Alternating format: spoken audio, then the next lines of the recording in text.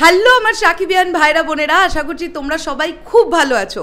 তুফানের আরও একটা দারুণ আপডেট নিয়ে তোমাদের সামনে হাজির হয়েছি। আমরা সবাই জানি তুফানের নায়িকা মিমি চক্রবর্তী, এবং তোমরা এটাও নিশ্চয়ই সকলেই জেনে গেছো ইতিমধ্যে যে মিমি চক্রবর্তীর কিন্তু অলরেডি শুটিং শুরু হয়ে গেছে। একটা ডান্স নাম্বারের একটা ছোট্ট ক্লিপিংস আমরা সোশ্যাল মিডিয়ায় দেখতে পেয়েছিলাম, সেটা তোমাদেরকে দেখিয়েও ছিলাম। এখন ব্যাপারটা হচ্ছে এই ছবিতে মিমি চক্রবর্তীর স্কেডিউল কবে শেষ হবে সেটা কিন্তু একটা কানাঘুষোয় শুনতে পাওয়া গেছে, যেটা জানতে পারা যাচ্ছে আগামী 10ই মে মাসের 10 তারিখে কিন্তু মিমি চক্রবর্তীর পোর্শন কমপ্লিট হয়ে যাবে, একদম কমপ্লিট হয়ে যাবে। তাহলে হিসেব মতন আমরা মোটামুটি দেখতে পারি যে ওদিকে 10 দিন আর এদিকে মোটামুটি 5-6 দিন কি 7 দিন, টোটাল হয়তো 17 দিন বা 16 দিনের একটা স্কেডিউলে মিমি চক্রবর্তী কাজ করলেন তুফান সিনেমার জন্য। ন্যাচারালি আমরা গ্যাংস্টার ড্রামায় যেটা দেখতে পেয়ে থাকি যে গ্যাংস্টার সর্বস্ব সিনেমা হয়, অর্থাৎ হিরোর বেশি আধিপত্য ছবিতে। এখন দেখার ব্যাপার এটাই যে তুফান সিনেমায় মিমি চক্রবর্তীর ক্যারেক্টারটা কতটা ইম্পর্ট্যান্ট ক্যারেক্টার হতে চলেছে। যেহেতু এখানে আমরা 90s একজন গ্যাংস্টারকে দেখতে পাবো, সেই কারণে যে আরও একটা বিষয় আমরা জানি যে এই ছবিতে বাংলাদেশ থেকে নাবিলা জিও আছেন।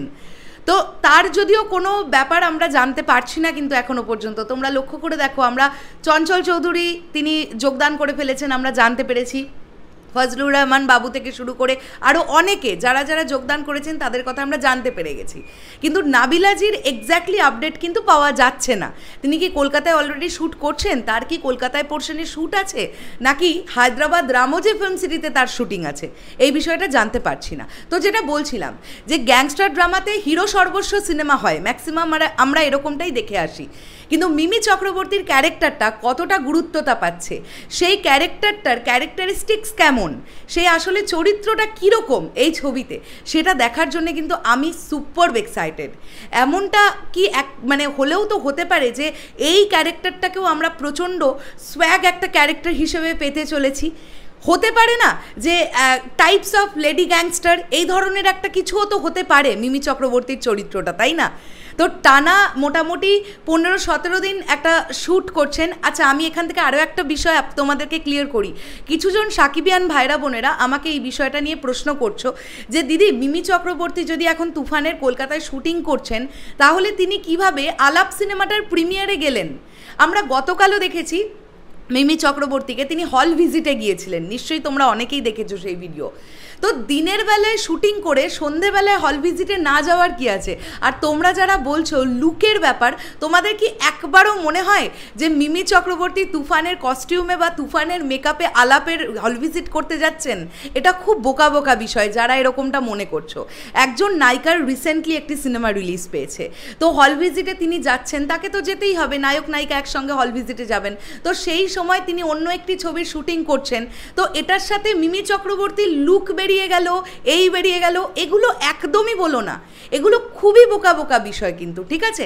তুফান সিনেমাতে মিমি চক্রবর্তীর লুক কীরকম হতে চলেছে আমরা কেউ জানি না, কেননা তাকে আমরা মেকআপ অবস্থায় আমরা যেভাবে মিমি চক্রবর্তীকে দেখেছি একটা রেড কালারের ড্রেস পরে, এবং সেটা কিন্তু পার্টিকুলারলি আমি যদি খুব ভুল না করি সেটা একটা ডান্স নাম্বারের শ্যুট ছিল। তো পুরো ছবিতে তার কস্টিউম, তার মেকআপ কীরকম হবে, তার চরিত্রটা কীরকম হবে, সেটা তো আমরা কেউ জানিই না, তাই না? তো আমি এই আপডেটটা পেলাম, এবং এটা আব্দুলের তরফ থেকে পেলাম এই আপডেটটা, যে মে মাসের 10 তারিখে মিমি চক্রবর্তীর স্কেডিউল র্যাপ হবে। তো সেটা কি কলকাতা থেকেই হবে, নাকি তার আগেই কলকাতার শুটিং শেষ হয়ে টিম চলে যাবে হায়দ্রাবাদ রামোজে ফিল্ম সিটিতে, সেটা কিন্তু এখনও জানতে পারিনি। তো প্রচণ্ড গুছিয়ে তুফান সিনেমার শুটিং চলছে, এবং আমার কাছে যতদূর যা খবর আছে কানাঘুষোতে আমি শুনতে পেয়েছি যে মে মাসের শেষের দিকে এই ছবি কিন্তু র্যাপ হয়ে যাবে, মানে 20 থেকে 25 তারিখের মধ্যে তুফান র্যাপ হওয়ার কথা, পুরো শুটিং কমপ্লিট হয়ে যাওয়ার কথা। দেখা যাক কীরকম কী হয়। আমি সুপার এক্সাইটেড, এবং আমি জানি তোমরাও এতটাই এক্সাইটেড এই প্রজেক্টটাকে নিয়ে। শেষ করলাম ভিডিওটা, দেখা হচ্ছে আবার খুব শিগগিরই নতুন কোনো ভিডিও নিয়ে। না, প্রত্যেকটা ভিডিওতে আর এসে বারবার বলবো না যে যেন কোনো শুটিং স্টিল বা শুটিং ভিডিও লিক না হয়। আমি শিওর কিচ্ছু লিক হতে দেবে না টিম, এতটা স্ট্রিক্টলি কাজ করা চলছে যে কোনো ফটো কোনো ভিডিও কিচ্ছু চোখের সামনে আসবে না, তোমরা মিলিয়ে নিও। প্রোডাকশন হাউস প্রচণ্ড কড়াকড়ি দিয়েছে। শেষ করলাম ভিডিওটা, দেখা হচ্ছে আবার খুব শিগগিরই। এখনের জন্য টাটা।